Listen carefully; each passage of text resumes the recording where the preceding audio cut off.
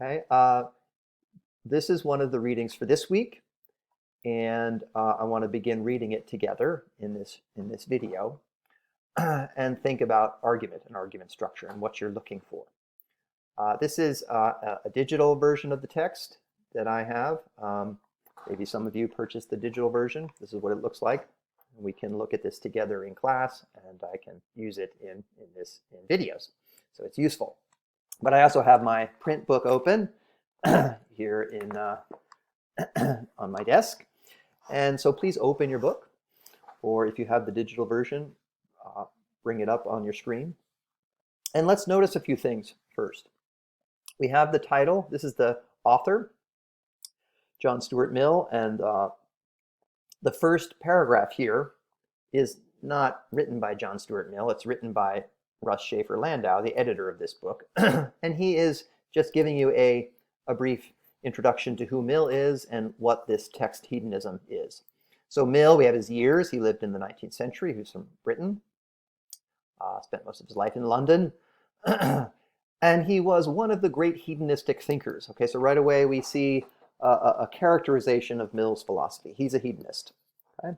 And also Shafer Landau tells us that this excerpt, this is a piece of a larger work. Okay, so we're just reading a small piece of a larger work called Utilitarianism, which was published in 1863. You can find the complete Utilitarianism on our website under the extra readings module in the course content. Okay, and so then Shafer Landau in this short paragraph gives a summary of what Mill is doing in this excerpt from Utilitarianism. It's very brief, but it might help you in thinking about writing your own summary. I'm not asking you to summarize Mill, but this is like maybe the first example of what a short summary of someone's philosophy looks like, or of someone's argument looks like. Okay? But Mill's words begin here with this sentence: "The creed which accepts as the foundation of morals utility, or the greatest happiness principle, holds that actions are right in proportion as they tend to promote happiness, wrong as they tend to produce the reverse of happiness." Now that's a long sentence. Again, think about the context. Mill is writing in the 1800s. People don't write in the English language quite this way anymore. It may seem a little stuffy to you. It's a style of writing that is maybe not so much in fashion, but it is English, and it is a well-structured sentence. Lots of commas. Think about, in a sentence like this, try to break it down into your own words. And this is something you can do in your notes, because this is an important sentence. It identifies the basic creed or doctrine or thesis about value that Mill is going to defend in the rest of this piece. Okay, so he starts by sort of stating his basic idea, and then he's going to go about defending it and clarifying it and explaining it and giving you, the reader, a reason to accept it, right? So he accepts this creed, and he's trying to persuade you that you ought to accept it as well. Okay? And what is the creed? Well, he gives it two sort of names: the creed of utility, or the greatest happiness principle, right? This is the principle that he's going to defend. Why is he defending it? Again, this is something we get from the first sentence. Well, he sees this principle as the foundation of morals. To accept the greatest happiness principle, to accept the creed of utility, right, is to say something about the foundation of morals, right? What lies at the base or the root of morality, right? Think about a building. A building has its foundation. What is the foundation of morality? What's it built on? Here Mill is making a claim that he's going to go on to defend, that at the foundation of morality is a principle, the greatest happiness principle. Well, okay, what is that principle? He's identifying a principle for you in this opening sentence. What is it? Well, the principle of utility, or the greatest happiness principle, states that actions are right in proportion as they tend to promote happiness, and that actions are wrong insofar as they tend to produce the reverse of happiness. Okay? So again, this is a moment where you, in your own words, could write down what that principle states, right? This is something I'll give you a moment to do. How would you state that principle in your own words? Actions are right in proportion as they tend to promote happiness. Actions are wrong as they tend to produce the reverse of happiness. Okay, but right, so as a reader, right, you can then move to the next sentence for context. Well, how does Mill understand this principle? Well, what does he mean by happiness? He says that in the next sentence. I understand happiness to mean pleasure in the absence of pain. By happiness is intended by me, Mill. He doesn't say that, but right, that's implied. He means something specific when he uses the word happiness. He means pleasure in the absence of pain.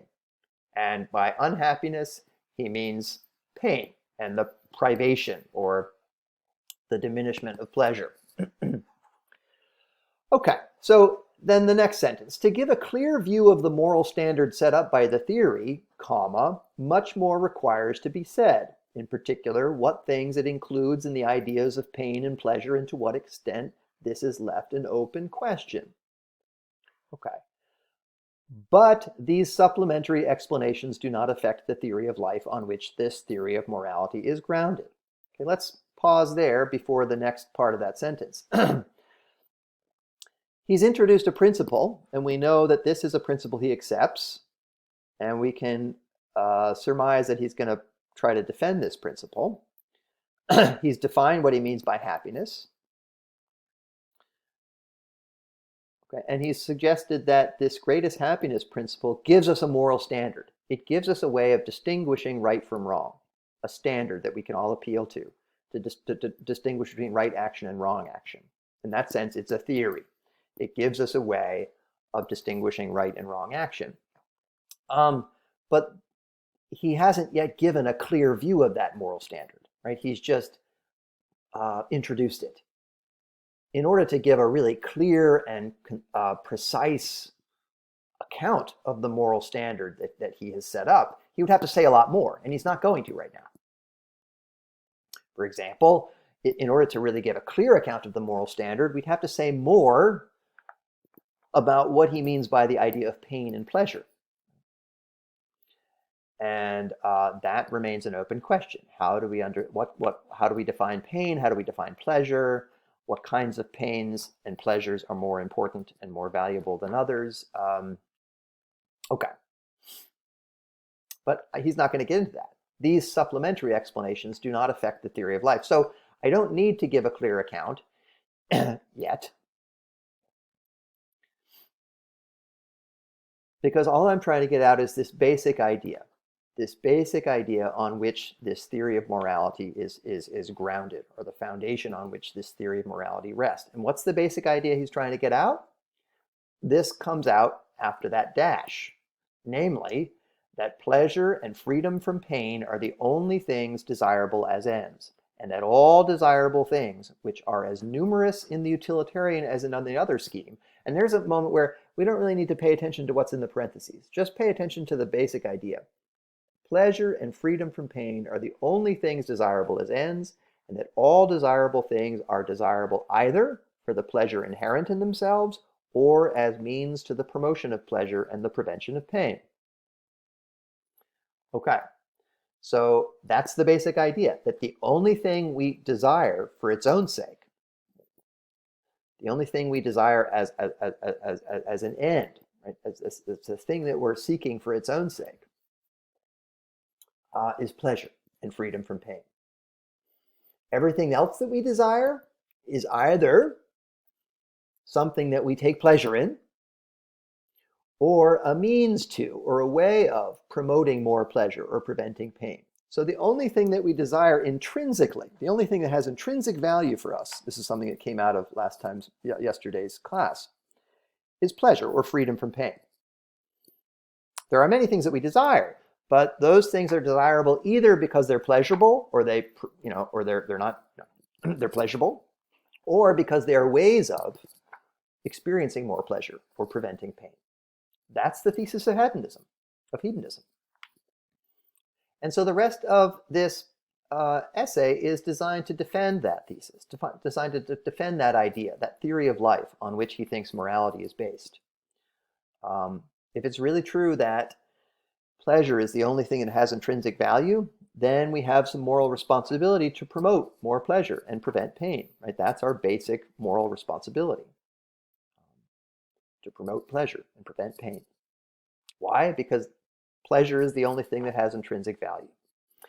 So he's going to go on to defend this view from various objections, and that's what happens in the rest of the piece. He considers different objections, different reasons for thinking that pleasure is not the only thing that has intrinsic value, or that pleasure is not the highest good for human beings. But he defends the thesis. Okay? So I'm going to pause now. That's the end of this video, just working you through the beginning of a reading.